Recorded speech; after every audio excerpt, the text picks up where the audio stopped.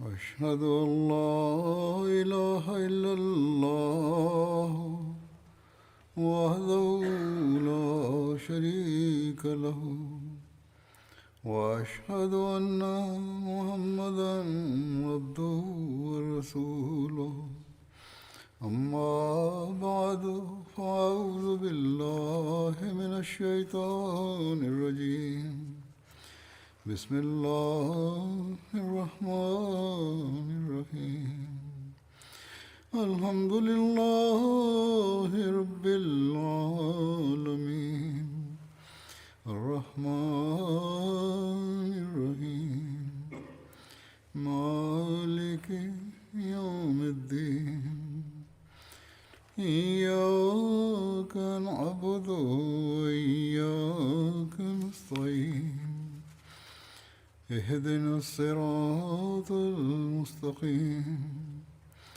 صراط الذين أنعمت عليهم غير المغضوب عليهم ولا الضالين.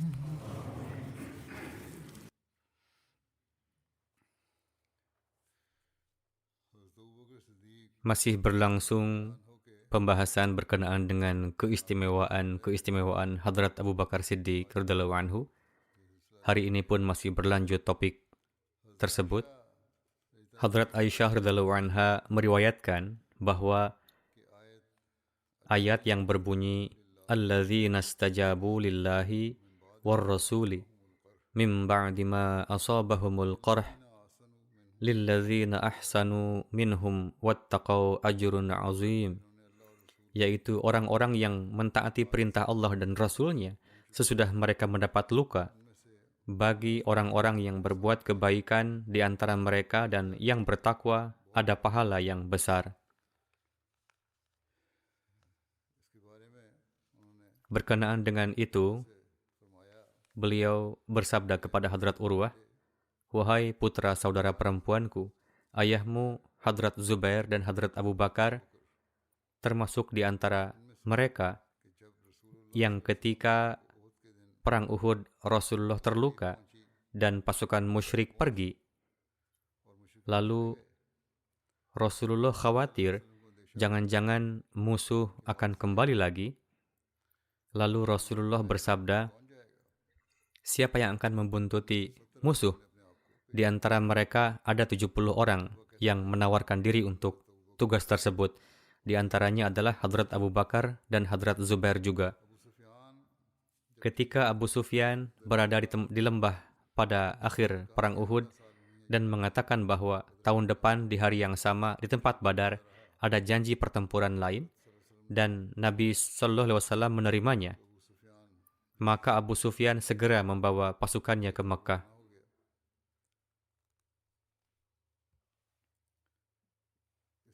Hadrat Mirza Bashir Ahmad Sahib radhiyallahu anhu telah menggambarkan peristiwa selanjutnya.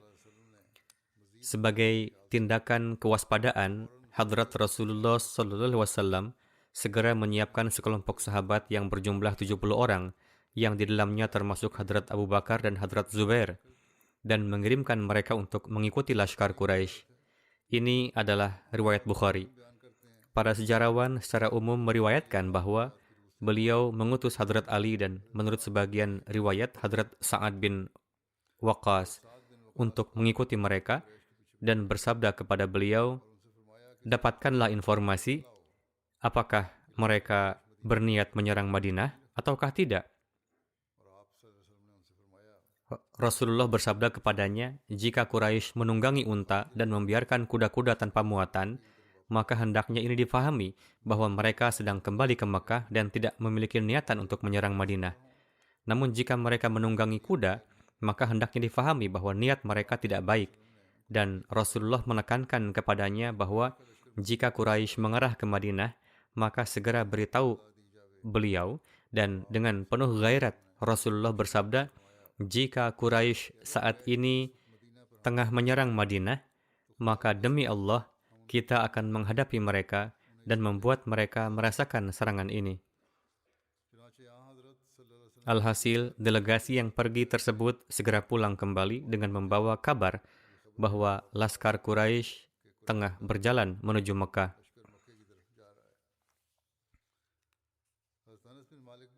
Hadrat Anas bin Malik meriwayatkan bahwa pasca kewafatan Rasulullah, Hadrat Abu Bakar berkata kepada Hadrat Umar, "Mari pergi bersama kami berkunjung ke rumah Ummi Aiman, sebagaimana Rasulullah biasa mengunjungi Ummi Aiman." Hadrat Anas mengatakan bahwa ketika kami sampai di rumah Ummi Aiman, beliau menangis. Mereka berdua berkata, "Mengapa Anda menangis? Apapun yang dimiliki Allah adalah lebih baik bagi Rasul-Nya." Ummi Aiman berkata, "Saya tahu bahwa apapun yang dimiliki Allah lebih baik untuk Rasul-Nya, namun saya menangis karena sekarang wahyu telah terputus dari langit."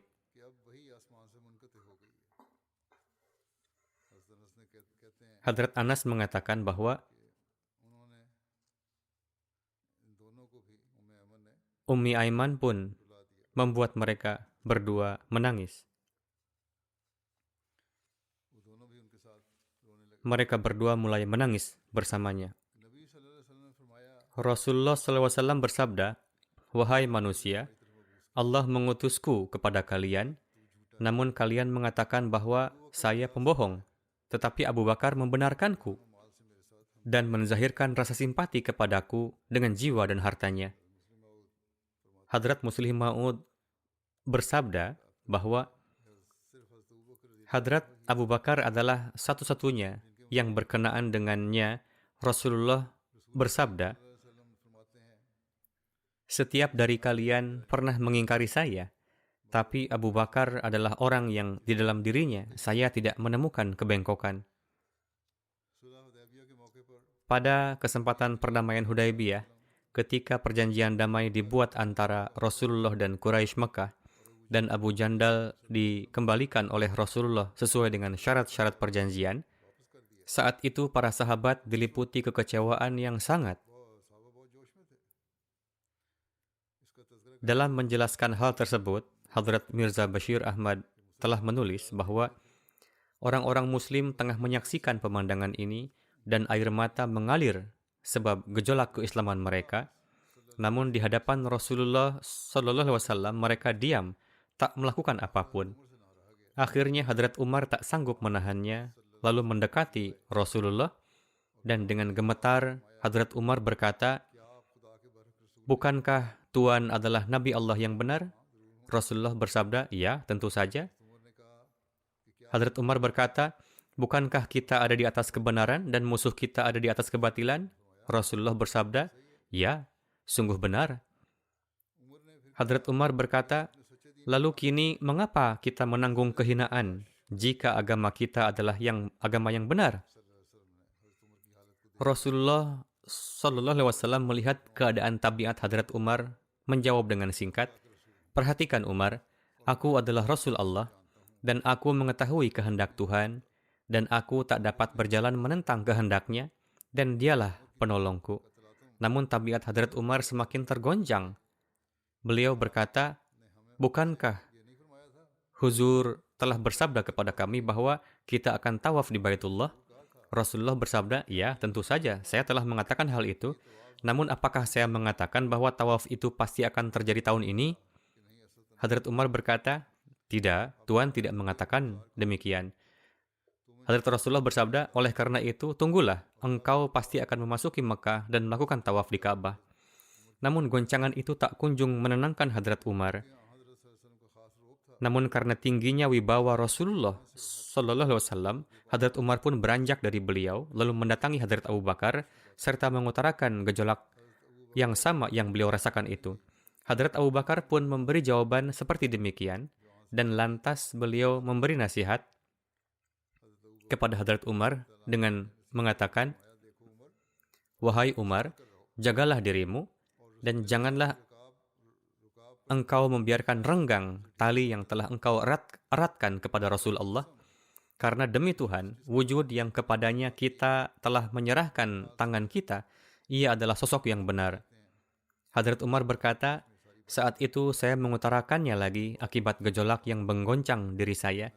Namun setelahnya saya merasa saya sangat menyesalinya, dan untuk bertobat darinya dan membersihkan kelemahan ini, saya telah banyak menunaikan amalan-amalan nafal, yakni saya bersedekah, berpuasa, menjalankan salat-salat nafal, dan memerdekakan budak-budak supaya saya terbebas dari kelemahan ini. Dalam menjelaskan peristiwa tersebut, Hadrat Muslim Maud juga telah bersabda, suatu ketika Rasulullah SAW bersabda kepada para sahabat, saya telah memberikan banyak instruksi kepada kalian, tetapi kadang-kadang saya melihat corak keberatan bahkan di antara orang-orang yang sangat mukhlis sekalipun. Tetapi saya tidak pernah melihat corak tersebut dalam diri Abu Bakar. Sebagaimana pada kesempatan perdamaian Hudaybiyah, bahkan orang seperti Hadrat Umar radhiyallahu anhu pun dilanda ketakutan, dan dalam keadaan panik, beliau pergi menemui Hadrat Abu Bakar. Hadrat Umar berkata, bukankah Tuhan telah berjanji kepada kita bahwa kita akan melakukan umrah? Hadrat Abu Bakar mengatakan bahwa ya, itu adalah janji Tuhan. Hadrat Umar berkata, bukankah Tuhan telah berjanji kepada kita bahwa Dia akan mendukung dan membantu kita? Hadrat Abu Bakar mengatakan, ya. Hadrat Umar berkata, lalu apakah kita melakukan umrah? Hadrat Abu Bakar berkata, Umar, kapan Tuhan mengatakan bahwa kita akan melakukan umrah tahun ini? Hadrat Umar berkata, apakah kita telah meraih kemenangan dan pertolongan? Hadrat Abu Bakar berkata, Allah dan Rasul-Nya lebih memahami dari kita arti kemenangan dan pertolongan. Tetapi Umar tidak puas dengan jawaban ini, kemudian menemui Rasulullah dalam keadaan panik seperti itu. Hadrat Umar berkata kepada Rasulullah, wahai Rasulullah, bukankah Tuhan telah berjanji kepada kita bahwa kita akan memasuki Makkah dan tawaf?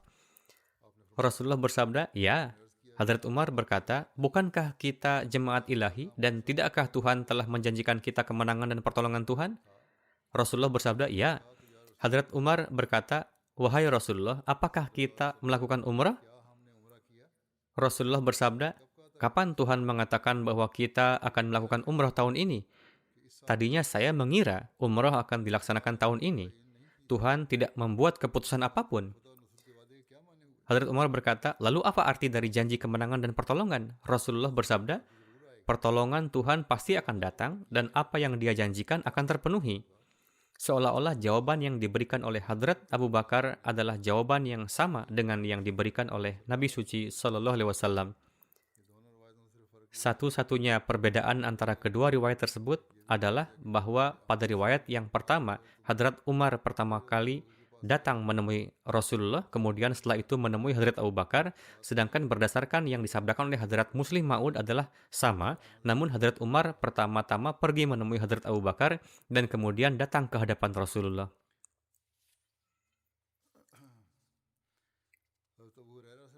Diriwayatkan dari Hadrat Abu Hurairah bahwa ada dua orang yang sedang cekcok, yang satu adalah Muslim, sedangkan orang yang kedua adalah Yahudi. Si Muslim berkata, demi Dia yang telah memberikan keunggulan kepada Muhammad SAW di atas seluruh alam. Si Yahudi menimpal dengan mengatakan, demi Dia yang telah memberikan keunggulan kepada Musa di atas seluruh alam. Mendengar itu, si Muslim menampar si Yahudi. Kemudian si Yahudi pergi mengadukan hal tersebut kepada Rasulullah, apa yang terjadi antara dia dan si Muslim. Lalu Rasulullah memanggil si Muslim dan mengkonfirmasi mengenai hal itu. Si Muslim menjelaskan kepada beliau, Rasulullah bersabda, jangan berikan keutamaan kepadaku melebihi Musa. Dalam syarah hadis tersebut tertulis, orang Muslim yang menampar si Yahudi itu adalah Hadrat Abu Bakar radhiyallahu anhu. Riwayat Bukhari.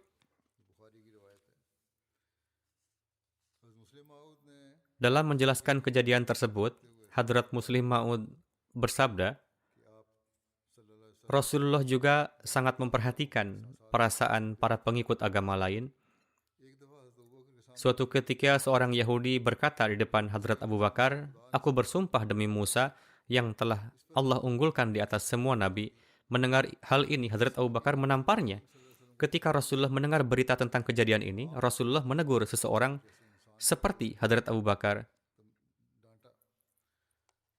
Hadrat Muslim Maud bersabda, coba perhatikan, saat itu yang berkuasa adalah pemerintahan Muslim.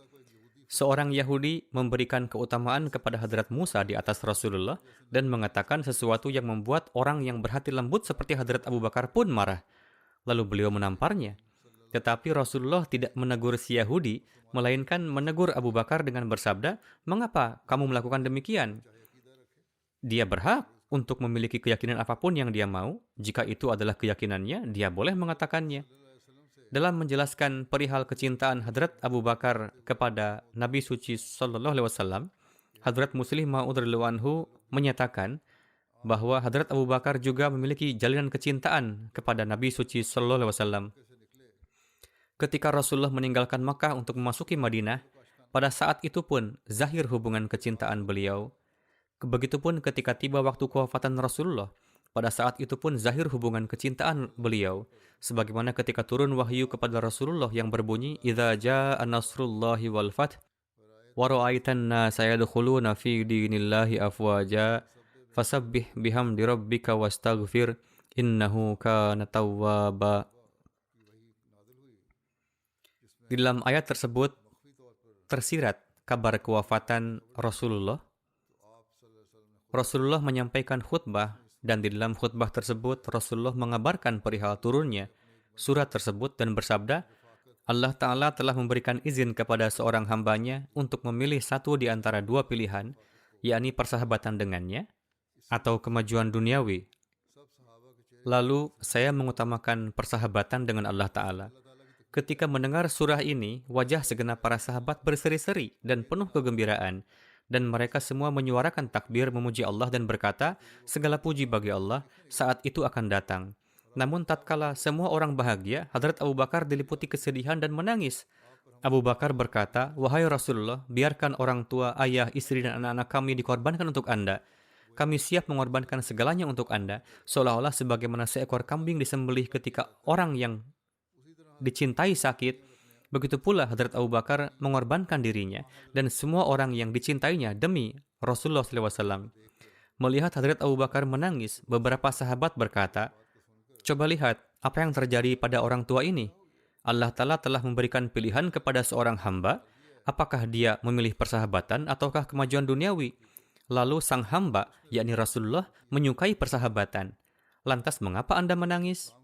Di tempat di mana janji kemenangan Islam sedang disampaikan, bahkan sahabat agung seperti Hadrat Umar mengungkapkan keterkejutannya.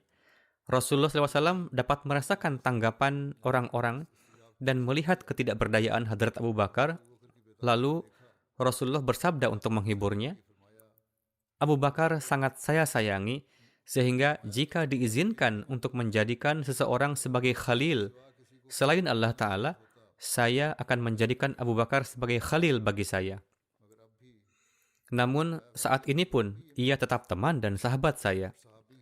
Kemudian Rasulullah bersabda, "Saya instruksikan bahwa mulai hari ini semua jendela rumah orang yang terbuka di masjid harus ditutup, kecuali jendela Abu Bakar."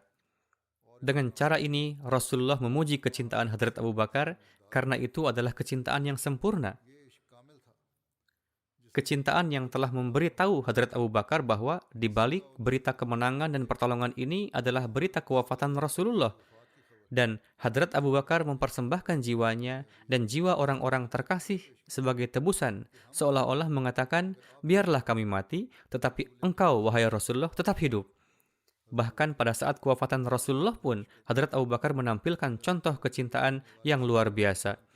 Alhasil, Hadrat Abu Bakar tidak mengkhawatirkan jiwanya sendiri ketika di Gua Thur, melainkan demi Rasulullah, dan itulah sebabnya Allah secara khusus menghiburnya di setiap tempat.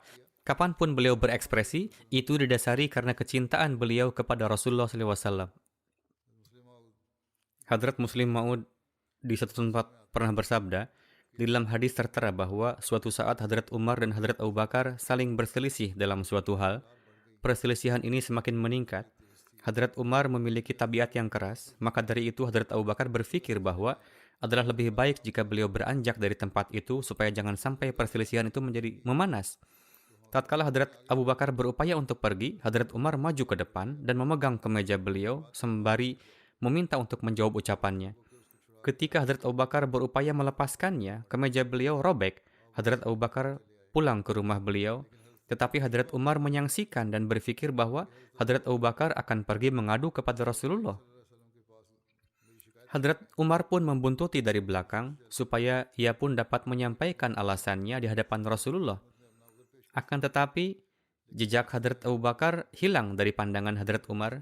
Hadrat Umar menganggap bahwa Hadrat Abu Bakar pergi mengadu kepada Rasulullah, sehingga Hadrat Umar pun langsung menghadap kepada Rasulullah.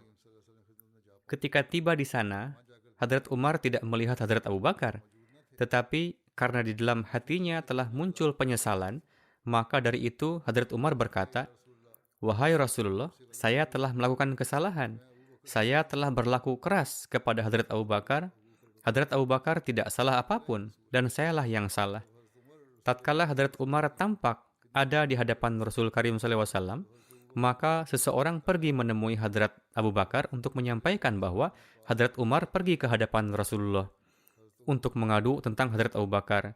Di dalam hati Hadrat Abu Bakar timbul pemikiran bahwa beliau pun hendaknya pergi untuk membersihkan nama beliau dan supaya tidak menjadi kesimpulan sepihak, dan beliau pun ingin mengungkapkan pandangan beliau.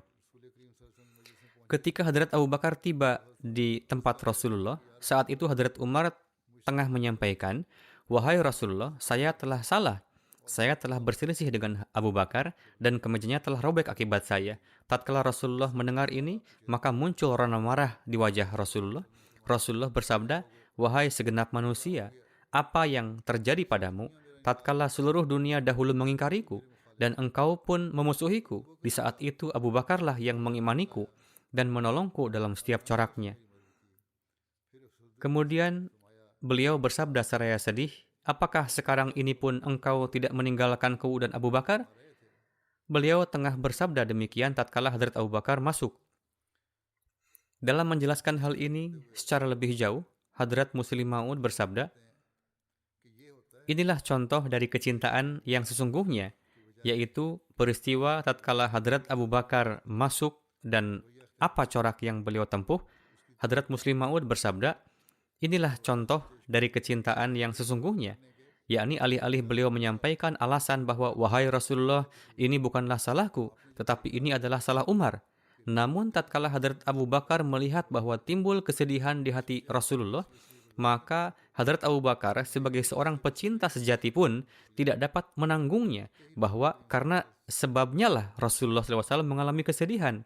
Seketika beliau tiba, Hadrat Abu Bakar lantas melutut di hadapan Rasulullah dan berkata, "Wahai Rasulullah, ini bukanlah salah Umar, tetapi ini adalah salah saya." Lihatlah betapa tingginya kecintaan Hadrat Abu Bakar.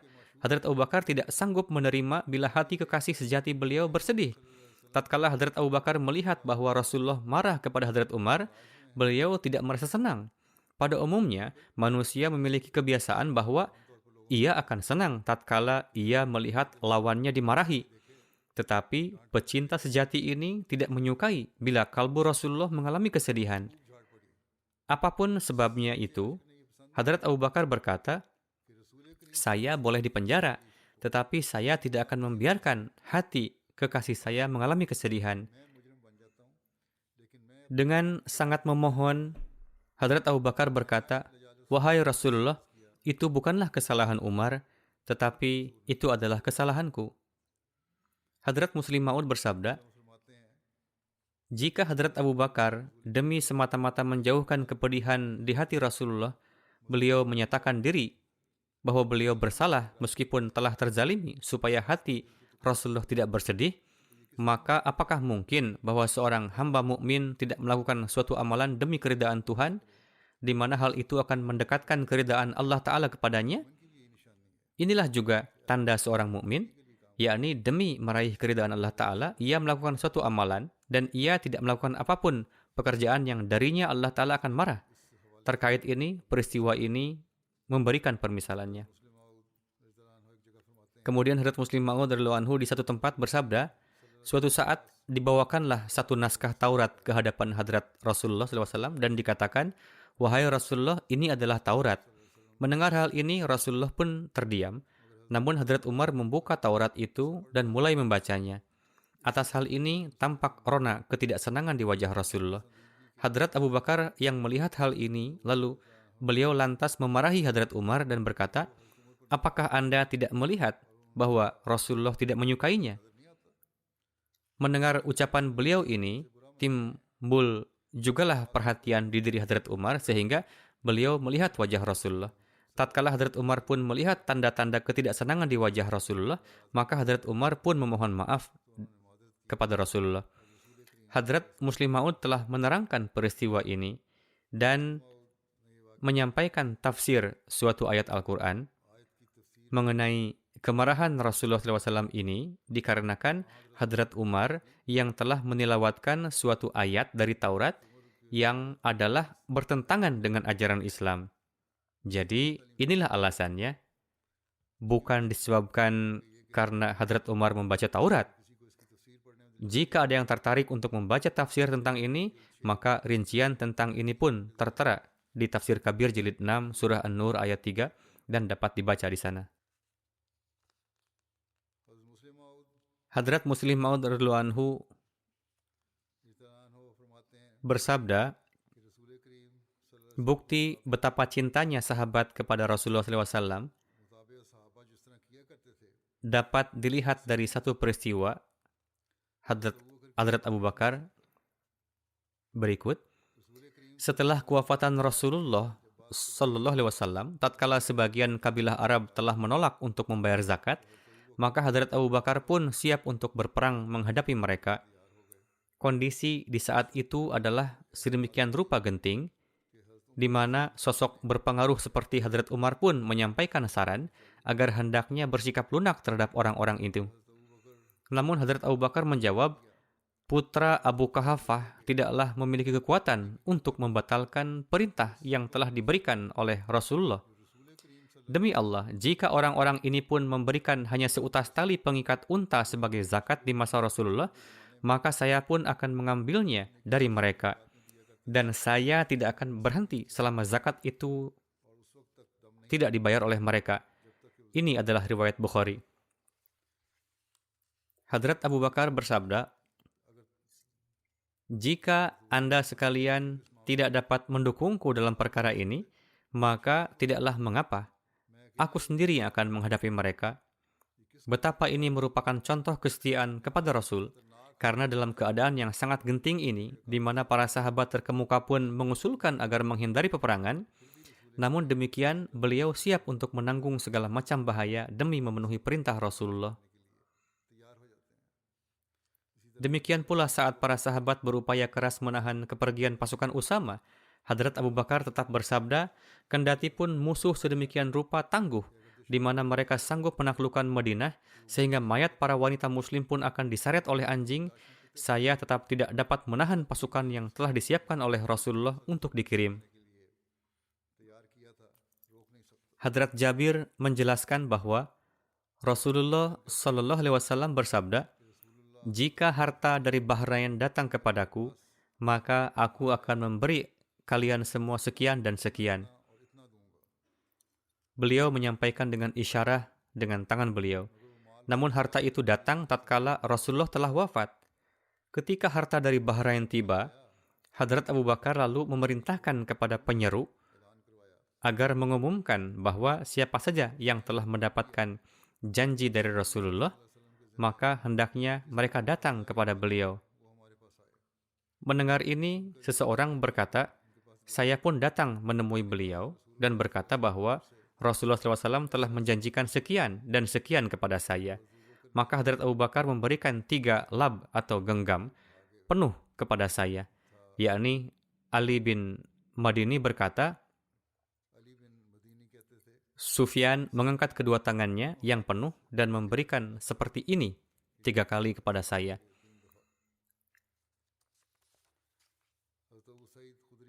Hadrat Abu Sa'id Khudri menjelaskan, tatkala datang harta dari Bahrain, saya mendengar penyeru yang mengumumkan bahwa siapa saja yang telah dijanjikan sesuatu oleh Rasulullah, maka hendaknya ia datang. Orang-orang lalu datang ke hadapan Hadrat Abu Bakar, lalu beliau pun memberikannya kepada mereka.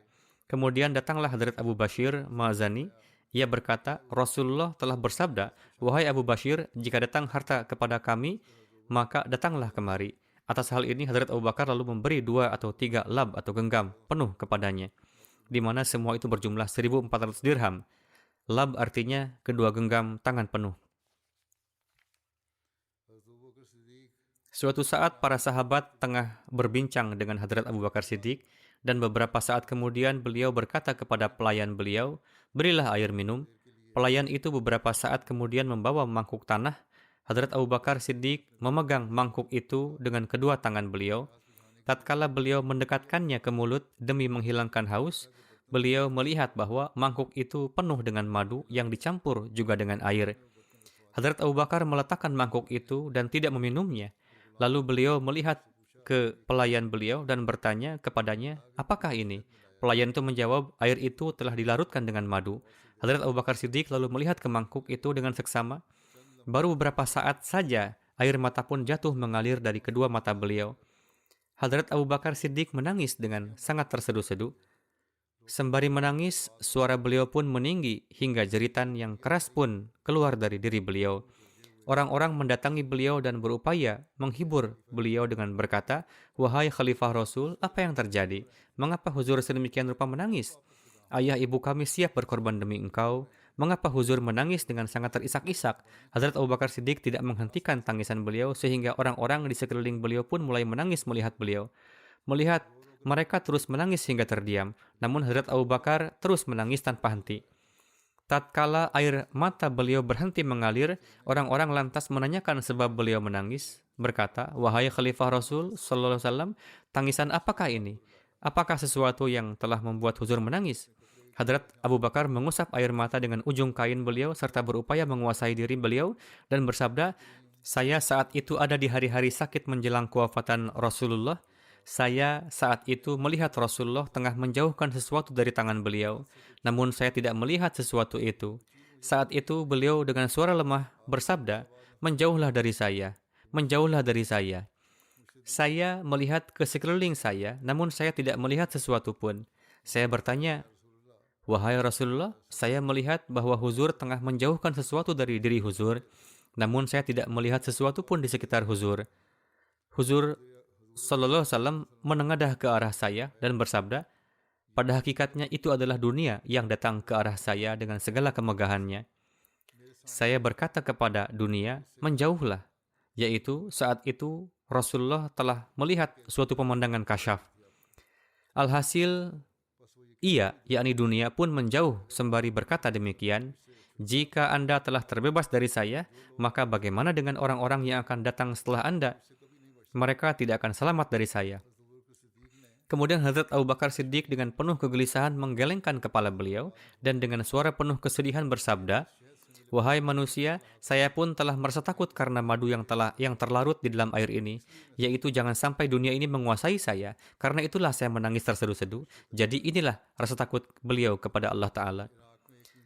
Ketika penaklukan Irak, didapatlah satu kain yang sangat mahal. Hadrat Khalid atas usulan dari penasihat pasukan, beliau mengirim kain itu sebagai hadiah kepada Hadrat Abu Bakar Siddiq dan menulis agar Huzur mengambilnya. Hadiah itu disampaikan kepada Hadrat Abu Bakar, tetapi beliau tidak bersedia mengambilnya dan tidak pula beliau memberinya kepada keluarga beliau. Namun beliau memberikannya kepada Hadrat Imam Hussein. Selebihnya akan saya sampaikan nanti, insya Allah. Saat ini saya akan menyampaikan riwayat doa almarhum dan setelah ini saya juga akan memimpin salat jenazah gaib untuk mereka insyaAllah. Yang pertama, yang terhormat Samiullah Sial Sahib yang merupakan wakil ziraat di Tahrik Jadid.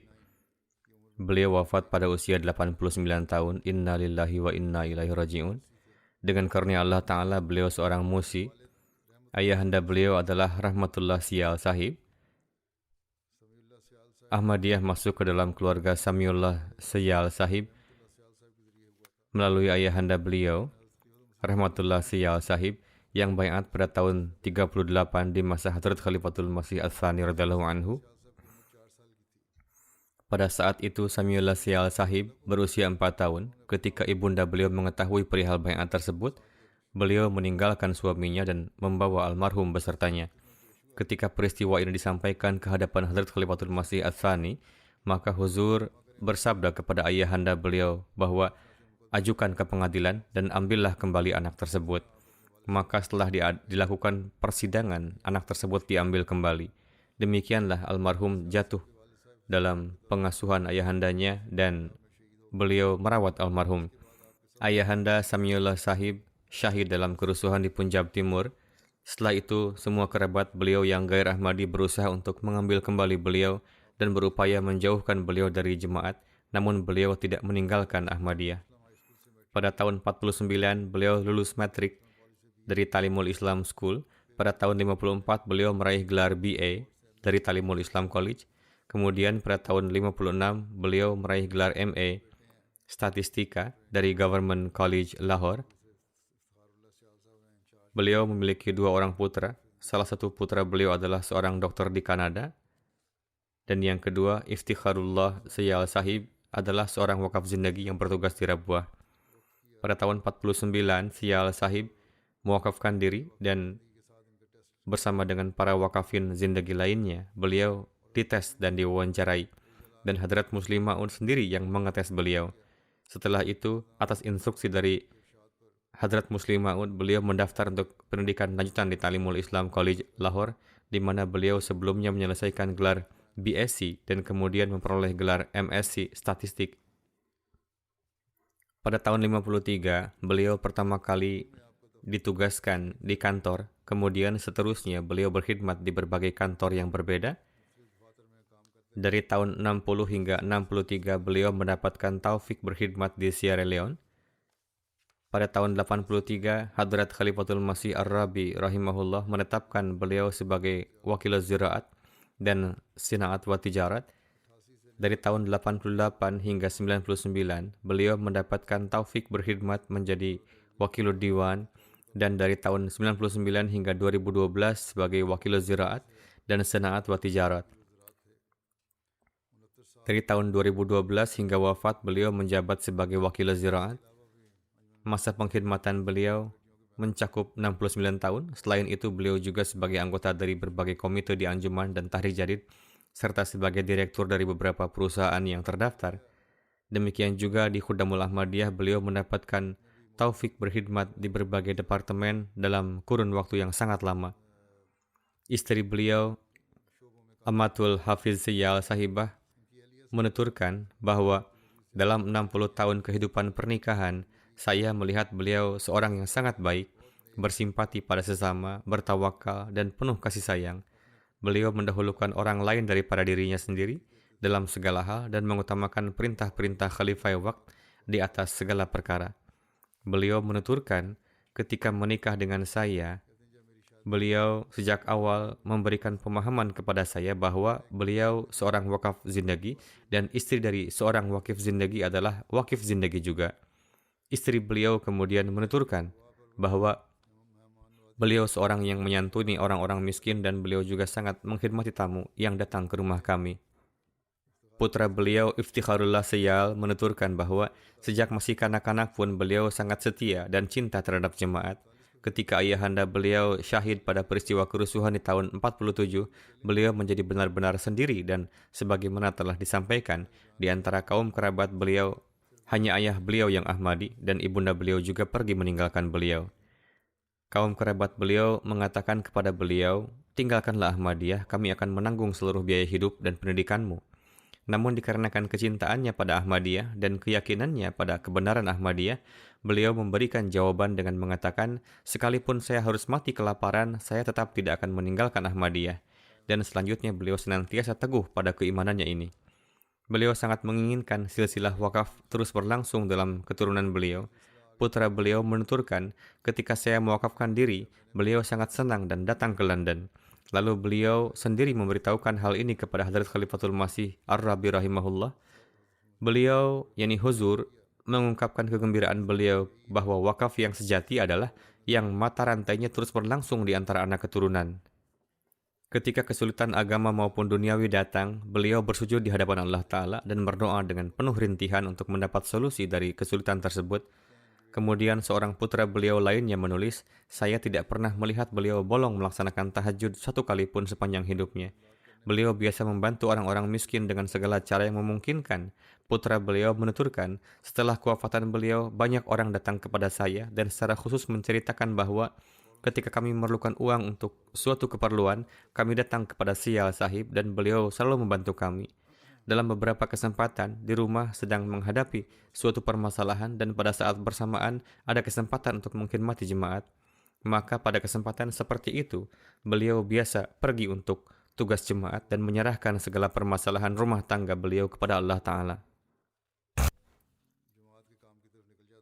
Menantu beliau menuturkan bahwa beliau senantiasa mengajarkan kepada saya kecintaan dan kesetiaan pada jemaat, dan beliau sangat yakin terhadap setiap perkataan yang keluar dari lisan khalifah. Kaitannya dengan hal ini, almarhum menceritakan bahwa ketika di masa-masa awal mewakafkan diri, beliau datang ke hadapan Hadrat Khalifatul Masih yang kedua radhiyallahu anhu. Pada masa itu, untuk kedua kalinya, Churchill menjadi Perdana Menteri di usia 80 tahun. Maka Hadrat Khalifatul Masih yang kedua bersabda kepada beliau, "Jika Churchill bisa menjadi Perdana Menteri di usia 80 tahun, mengapa Anda tidak bisa mengkhidmati jemaat hingga usia tersebut?" Maka pada waktu itu almarhum mengambil kesimpulan dari sabda huzur tersebut bahwa kita yang tergabung dalam kelompok para pewakaf zindagi ini, usia kita pasti minimal akan mencapai 80 tahun dan Allah Ta'ala akan memberikan taufik untuk berkhidmat hingga usia 80 tahun. Oleh karena itu, Chaudhry Hamidullah Sahib dan Muslihuddin Sahib yang merupakan sahabat beliau semuanya mencapai usia lebih dari 80 tahun.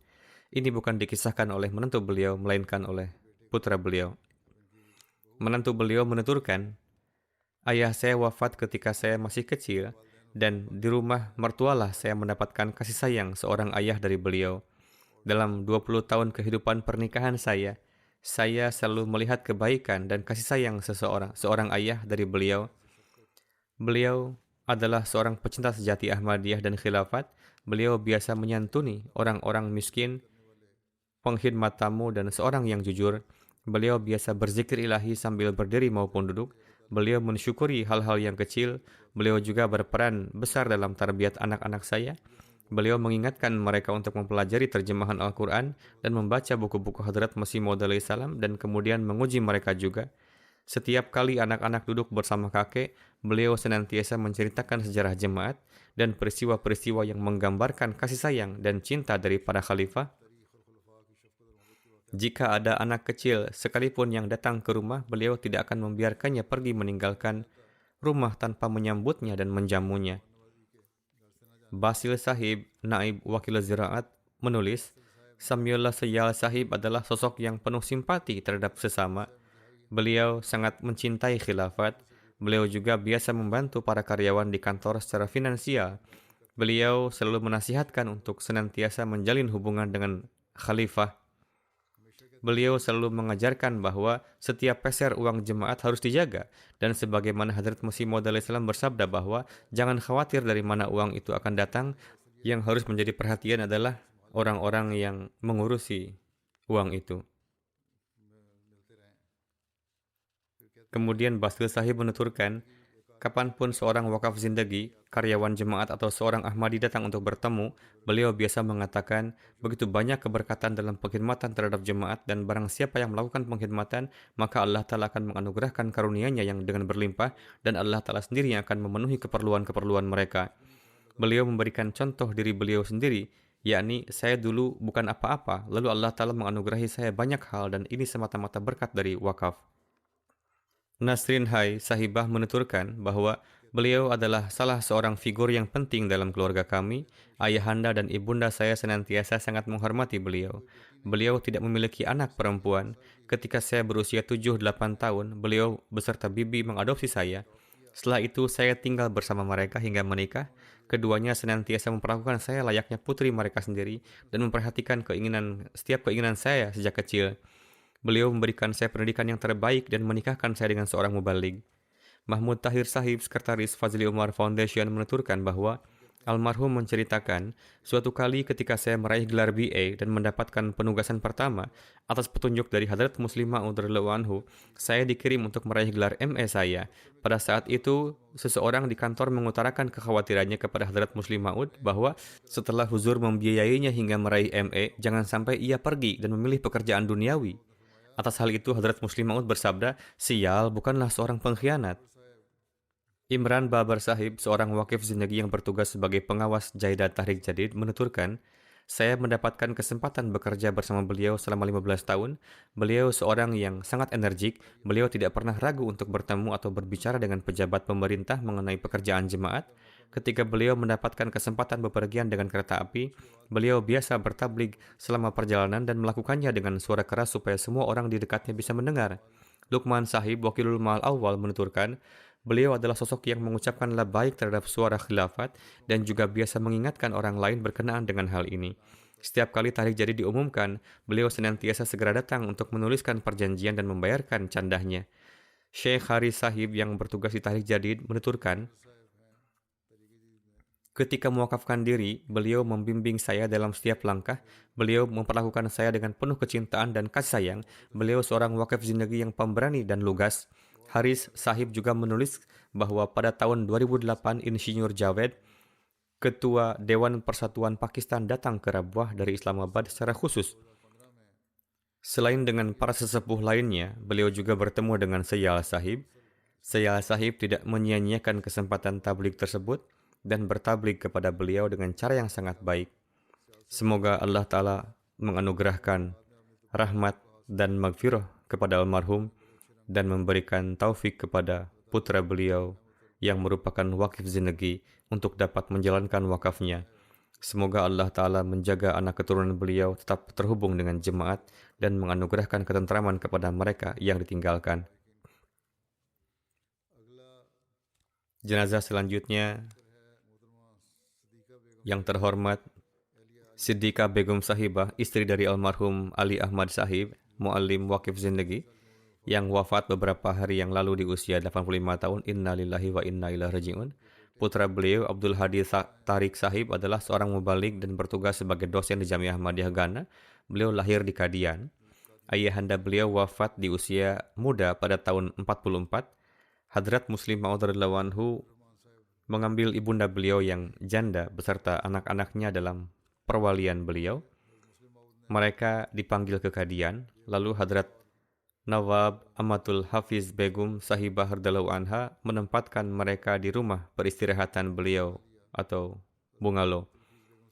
Mubalik Sahib mengatakan bahwa nenek saya mendapatkan taufik untuk mengkhidmati Hadrat Nawab Amatul Hafiz Sahibah radhiyallahu anha. Demikian juga setelah pemisahan India, Hadrat Muslim Maud mengirim nenek saya bersama anak-anaknya ke Nasirabad, Sindh, tempat di mana almarhumah dibesarkan.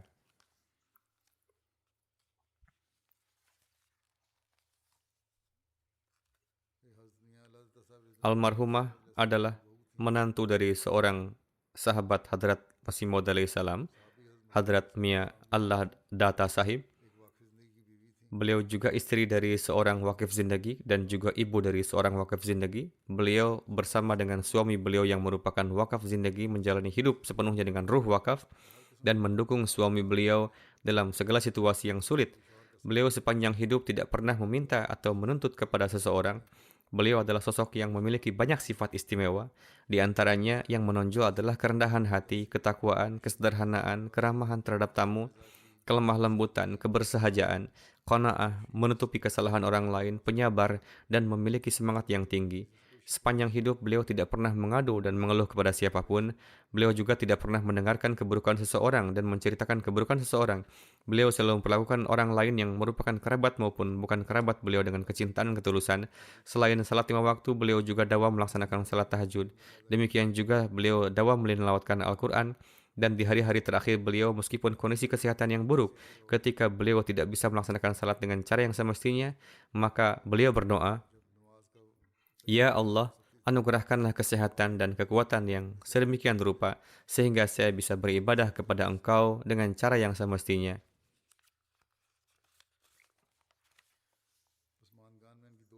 Di antara yang tinggalkan antara lain 2 putri dan 3 putra. Sebagaimana telah saya sampaikan, salah seorang putra beliau, Abdul Hadi Tarik Sahib, adalah mubalik yang bertugas di Ghana, dan dikarenakan berada di lapangan pengkhidmatan, beliau tidak bisa hadir dalam pengurusan jenazah ibunda beliau. Semoga Allah telah menganugerahkan kesabaran dan ketabahan kepada mereka. memberikan taufik kepada mereka untuk dapat meneruskan kebaikan-kebaikan almarhumah dan menganugerahkan maghfirah dan rahmatnya kepada almarhumah serta meninggikan derajat almarhumah.